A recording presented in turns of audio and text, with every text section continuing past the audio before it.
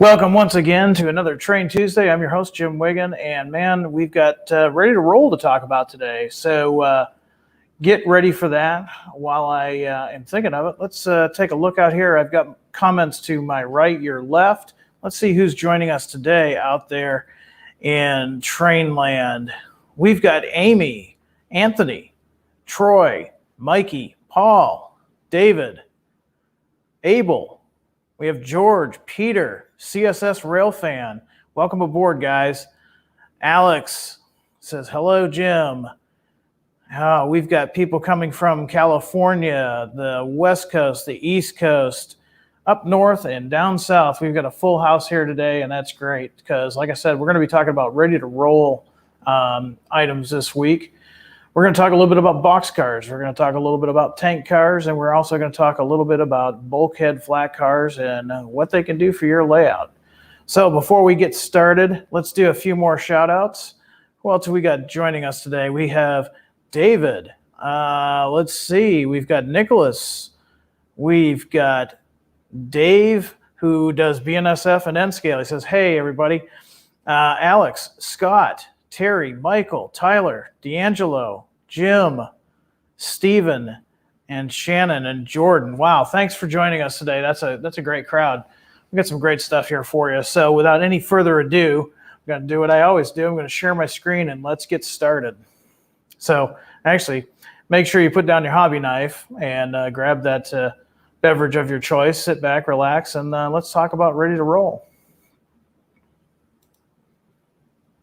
All right, so we're going to talk about the FMC 60-foot high cube exterior post box cars. Now, a little background on these. You know, the box cars kind of went through a phase early on. They were 36-footers, then they went on to 40-footers, and of course, we saw in the 1950s a rise of popularity of the 50-footers. By mid-century, even larger box cars, not only in length but in height, were becoming more popular.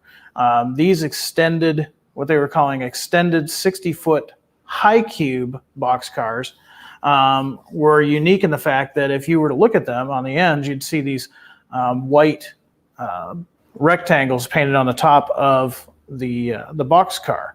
Now that was basically to make sure that when they were assigning those in their routes in the yard, they weren't assigned to a route that had low structures, low anything that could get hung up on that box car. So that was put on there as a safety measure, and it was also just to help as they were sorting those cars in the yard. Now FMC, of course, they were one of the leaders in this type of box car, and they produced quite a few of them. And in response to what a lot of you out there have been asking for, we're going to go through what we're offering this month for pre-order. And you'll notice I've got some dates on here. That way, if you're specifically modeling a specific time and place, this is going to help you out a little bit. You're going to see more of that on the show. We're going to tell you what era of car this is. So that way you know which ones to order. So let's get started. The first one we got here is a Grand Trunk. This is a 1970s car. 1970s car, and you can probably imagine Grand Trunk probably going to be up in the Detroit area. And you can probably imagine, too, what these cars are used for. They're predominantly used for auto parts cars. And that's what they saw mainly in their service, although there were other things that were used as well. But that was predominantly what they were used for. Now, these are all going to have the 10-foot Youngstown doors as well. We're doing the Milwaukee Road, and this is late 1970s. You still have your ACI panel on there. You can tell by the markings on this car, this is going to be the late 1970s. Now, for you modern guys, these things are still out there. We've got the Union Pacific car here, and this is in 2006. This is good for anybody that's modeling 2006 on up to now. Now, for you guys that are doing older Union Pacific, don't worry, we thought of you in this run as well. And there you have it. Union Pacific, 1970s. A little bit of difference in the artwork. Let's go back to the more modern.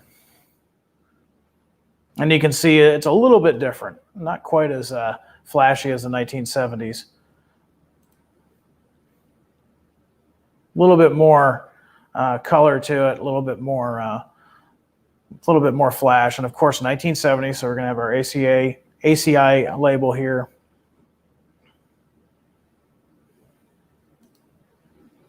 Now, for you guys in the 90s, we've been listening. Here's the Union Pacific version as it was in the 1990s.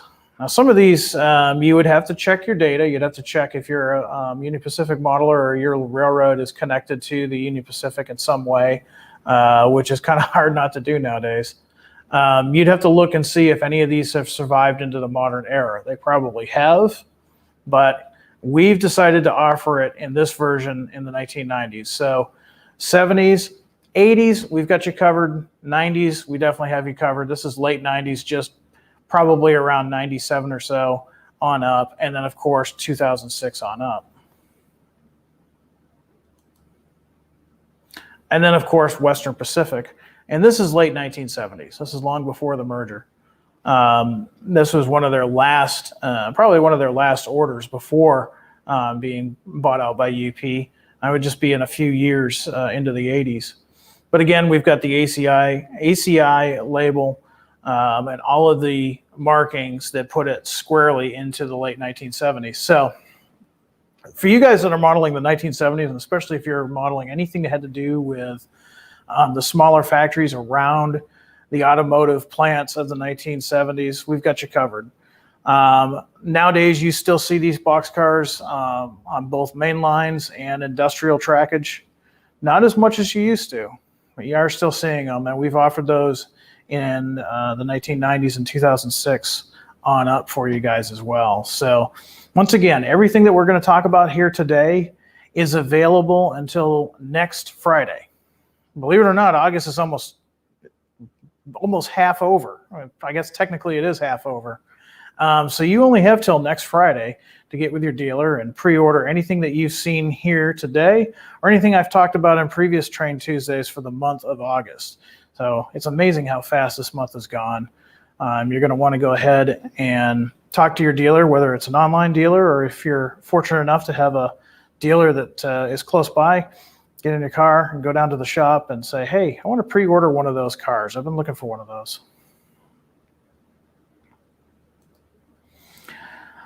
Now remember, I said we don't forget you 90s guys. We've also got the CP Rail former Milwaukee Road boxcar. Kind of cool because it's a former Milwaukee Road car. You can see the markings on it.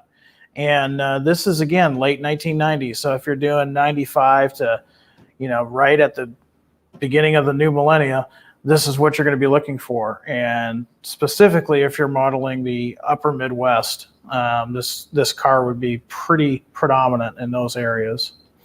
So those are the 60-foot extended height exterior post boxcars that we're offering. Remember, those have the 10-foot Youngstown door, and the metal wheel sets. They just make these tracks so much better. They're also properly weighted from the factory, so you don't have to worry about doing a lot of fine tuning. The only fine tuning you really have to do is just personalize it yourself with maybe your own weathering effects and things of that nature. So there you go. You have till next Friday to order those through your favorite dealer. Now, the next car we're going to talk about, we're going to kind of go back in time a little bit. We're going to talk about the 62-foot tank cars that we're offering this month, but I did a little research on these, and this is really neat.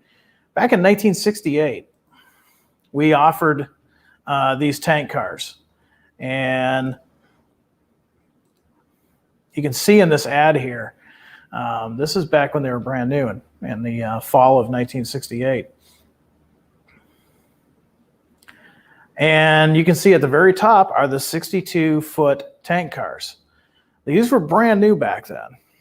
And as luck would have it, we decided, you know what, 75th anniversary, there's some cars that we offered back then that we'd like to offer now. Now, when we originally offered these in 1968, okay, some of the road names that we came out with that first release way back when, American Chemical and Plastic, Burlington, Chicago Great Western, General Dynamics Corporation, Shippers Car Line, Union Pacific, and plus even undecorated. Yes, we had a lot of undecorated back then. Will we have it again? I know a lot of you guys asked that. We're not saying no to it, but at this time, we're not offering this release in undecorated. But some of those lines that we did talk about, well, I'm happy to say that we're going to be doing those again. But one thing to look at, if you're looking at this picture, I'm going to zoom in a little bit on this 62-foot tank car. You remember in 1968, this is really great detail. And while our model is based off from this original tank car, a lot of refinements have happened throughout the years.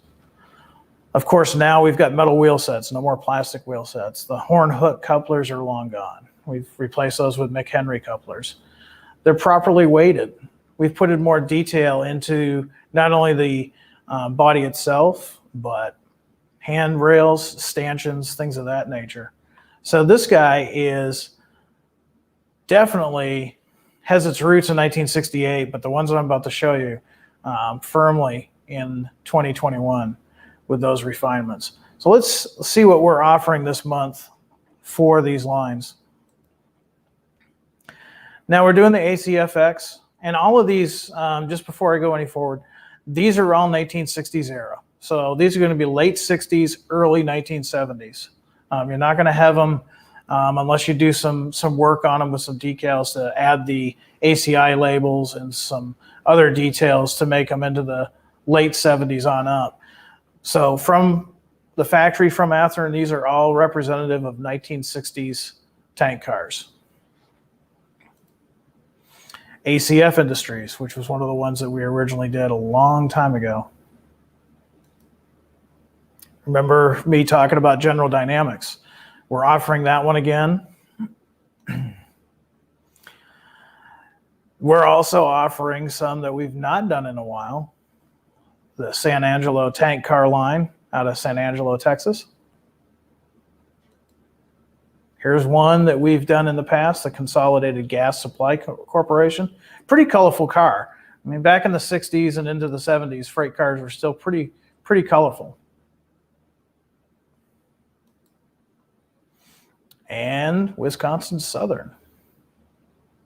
Now that one I don't believe we've done in the past, so this might be a new one.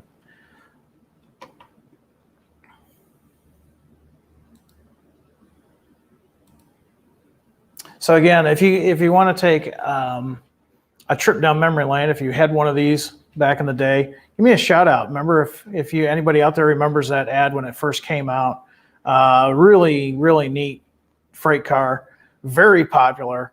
Athearn has run this car many times in the past, but like I said, these are completely updated. A lot more features to them than they had back in 68 and throughout the 70s and 80s and 90s and forward.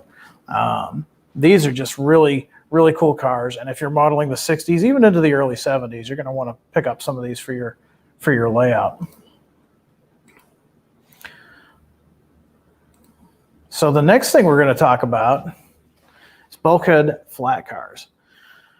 Personally, I love Bulkhead Flat Cars because sure, they can carry lumber, they can carry plywood, they can carry and many different things. But if you're like me and you don't have room for a large layout in your basement and you just have a switching layout, this is one of those cars that you need to order because technically you can put anything in there. Now, obviously, Bulkhead Flat Cars, they're not exactly new. They've been around since the late 60s, early 70s. Why do they have the bulkhead flat? Well, basically to keep long, awkward loads from shifting in transit. And we started seeing these more and more specifically throughout the 1970s. And they got popular from the 1970s all the way until modern times. Now, if you've got a team track on your small layout like I do, this is the perfect car to pick up. And you can pick up any one of these cars as long as it fits your area and as long as it fits your demographical area that you're modeling. And you can transport just about anything on these flat cars. So let's take a look and see what we've got. We've got a really good range of eras here for you on this release. Of course, we've got the 1980s. Now here's a cool one, CP Rail, 1987.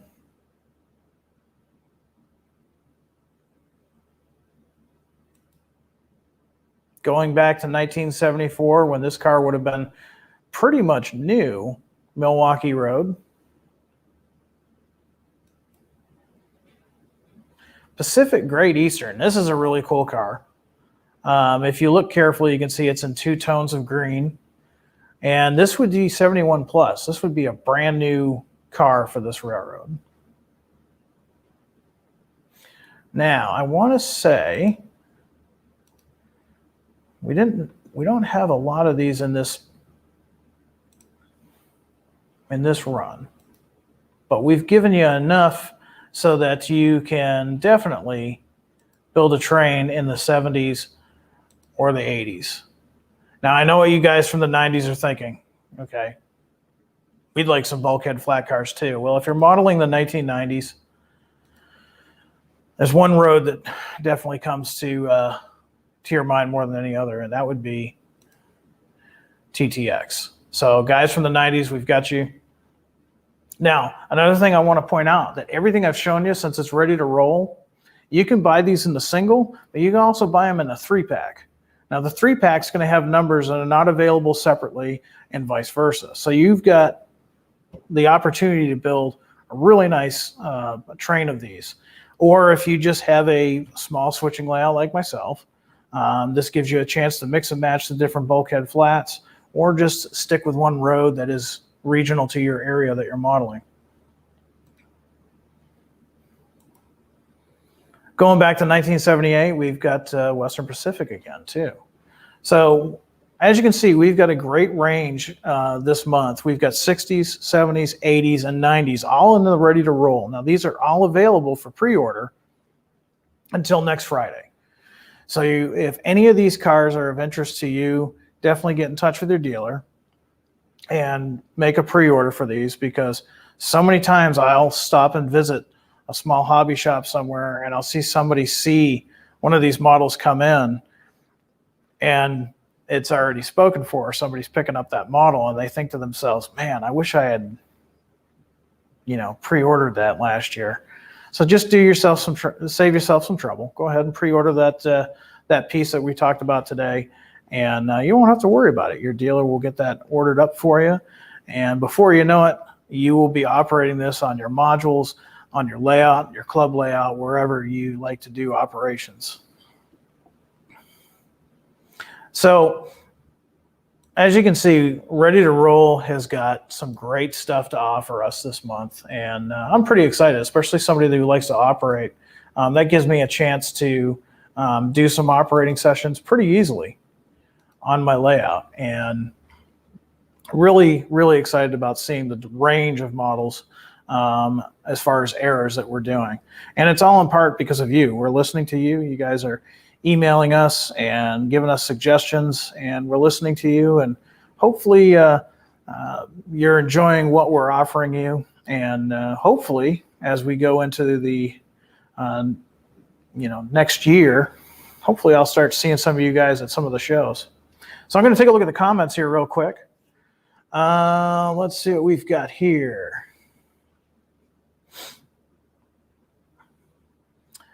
None of those are Genesis. No, those are all Ready to Roll. We talked about Genesis last week.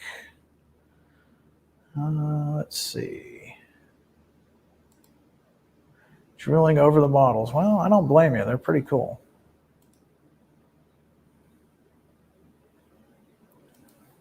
Where's SP? Not on this release. Not on this release. Doesn't mean we've abandoned the SP. Trust me, we haven't. Marvin has a good comment on the Western Pacific Bulkhead Flats as they were delivering lumber to Goodman Lumber off San Bruno Ave. Cool. Those are one of those things where if you've got pictures of it, specifically maybe you've got a book or you found a picture through a friend or through a Railfan website, those are great documentation so that you can justify that purchase of that car, so that when you are doing an operating session and you have somebody say, I don't think that really belongs there, you can say pictures, and it really happened. So good comment. Thanks for writing that in. All right. Well, as you know, we have been working for the last few months. Our developers have been working overtime taking care of a problem that stemmed from our SD60Ms. And I'm happy to announce that we finally have those repair kits available to you. So if you're out there and you have a Genesis SD60M, the Triclops, the 3-window version, that you should have gotten this past March, and you've had issues with the trucks, I need you to pay attention because we're going to take care of you. And like I said, the developers have been working overtime to take care of this issue, and now we're happy to say that those repair kits are available, and they're available to you free of charge. So let me show you a few things, and let me put that back up there. The SD60M kits, like I said, all available. Now you're probably wondering, where can I get these fine kits? Well, I'm glad you asked. Now, before I go any further, I do want to show you what you get with this repair kit. Now, each repair kit, again, this is free of charge. As you can see there, you're going to get full color instructions, very detailed instructions, right down to telling you what kind of tools to use in the process. You're going to get some replacement parts. You're going to get some shims. You're going to get gear covers. You're going to get the bearing caps. And you're also going to get a small bottle of CA glue. I'll give you a quick blow into that a little bit so you can see. The bearing caps, okay, this kit is for all of the SD60Ms. It's a universal kit. Bearing cap covers, 2 of each color are included, so it doesn't matter if you have the UP, the Burlington Northern, it doesn't matter. We've got the parts that you need. So the next thing I want to do is I want to share my screen, and I'm going to take you guys over to athearn.com, show you where to pick these up. Now, watch our social media. We'll be also shooting out social media updates so that you can follow that link and go there. But let me go ahead.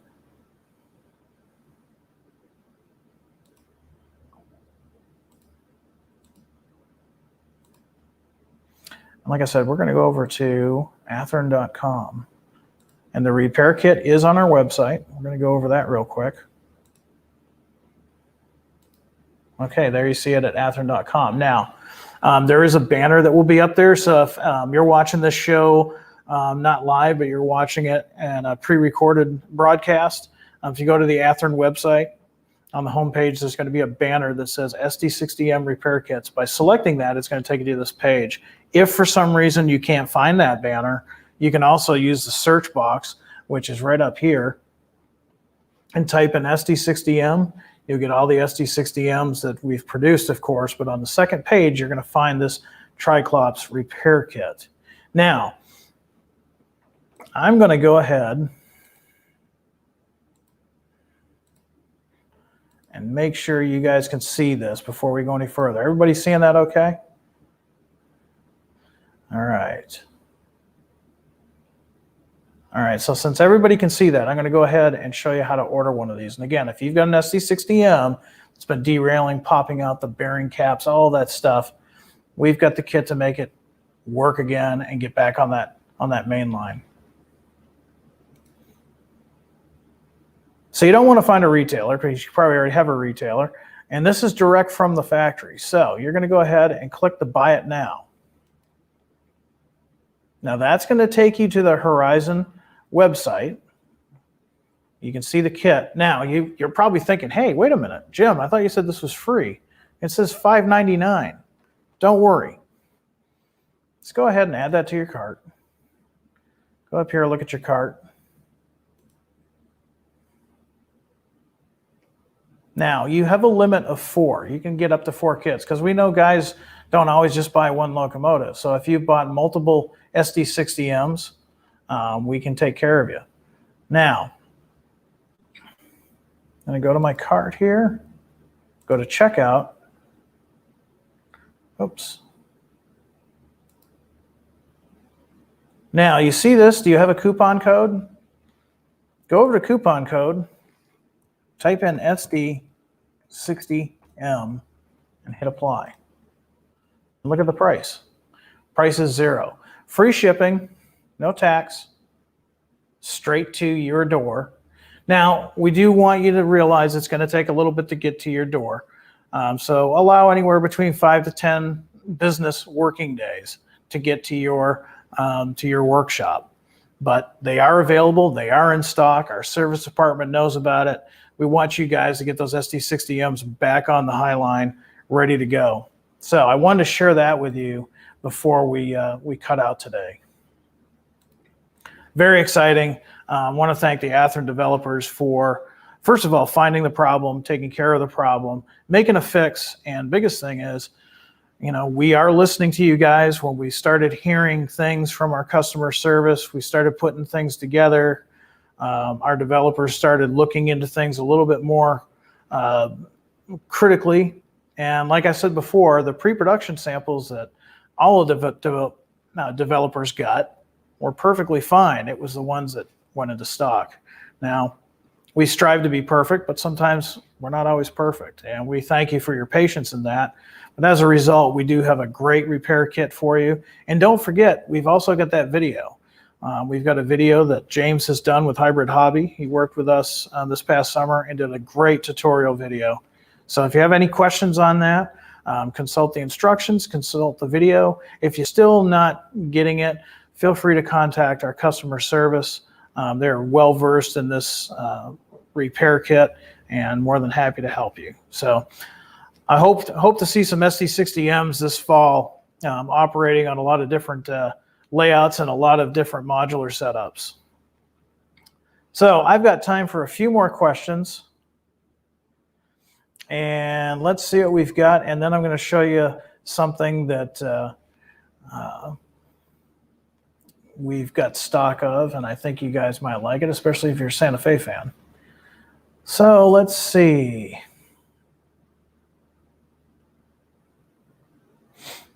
Let's see what else we've got. Andrew, any news on the AC 4400 CW? Oh, there's news. Not today, but there will be. You've met John on many of our broadcasts. He's going to have some updates for us soon. So be watching our social media because you might get an update saying that we're going to go live on a Friday and give you some neat updates. Let's see what else we got. Looks like a lot of you guys are really happy about those repair kits.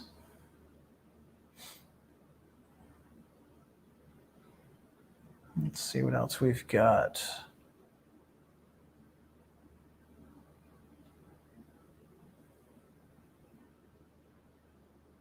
See some comments in there about the Dash 9s. Yeah, we're getting close. The Dash 9s that we talked about last summer, they're going to be here before you know it. So I hope you guys are looking forward to that.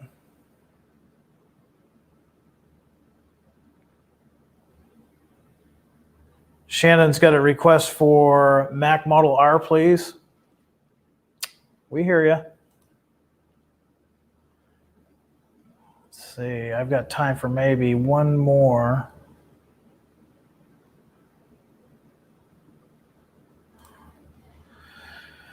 Matthew wants to know, when are we going to see more DME and ICE power? Well, I'm glad you brought that up, Matthew, because I haven't talked about it in this episode, and I usually do. If you've got requests for specific locomotives, rolling stock, non-revenue cars, specific roads, specific errors, we want you to go to athearn.com, go to the Contact Us page, and select the email link, product suggestions, and send that to us. Because a lot of the stuff you're going to be seeing, not just currently, but in the next few months, is all because of people like you that have used that email and sent that in. Because again, we are listening, and that means everybody across the board at Athearn, we're all listening to what you have to say. So don't think that email just goes into a circular file. We really are listening, whether it be at shows, social media, or more importantly, that product suggestion email. So thanks for bringing that up. All right, I've got something I got to show you. A couple of weeks ago, I showed you the GP7s, and we pretty much, right here in the Athearn Distribution Center, we're about out. But there was one I forgot to show you, and if you're a fan of the 1950s Santa Fe, you're going to want to stock up on these, and you're in luck. There's a few of these still left in our distribution center. I'm going to go ahead and switch my camera angle. Here it is, the 1950s, you know, the original Santa Fe paint scheme that was on all of their switchers.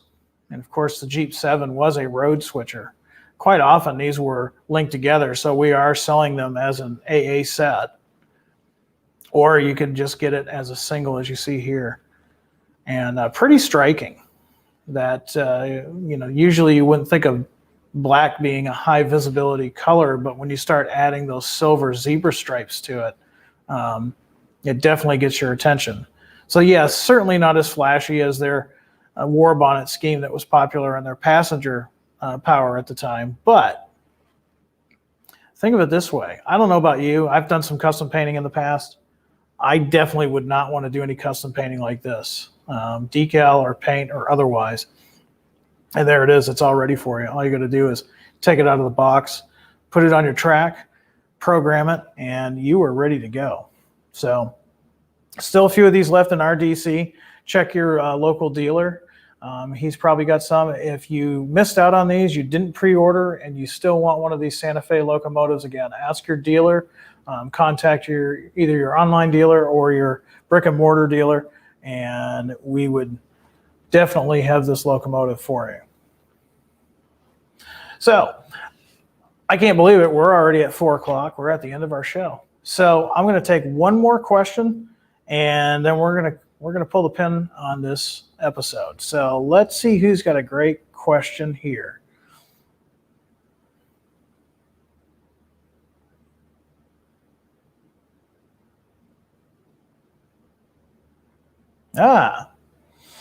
Andrew, that's a good question. Will you guys be doing the Amtrak California cars, not the Surfliner cars, but the California cars for the Capitol Corridor? Well,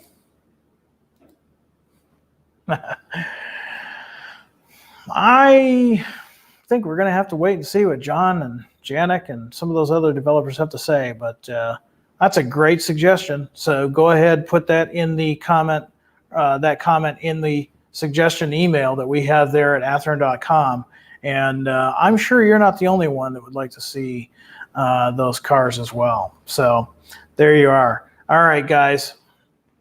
I want everybody out there to have a great day. Get some modeling done. Be kind to others. Be happy, be safe, and be healthy. And until next time, high greens, everybody. Take care.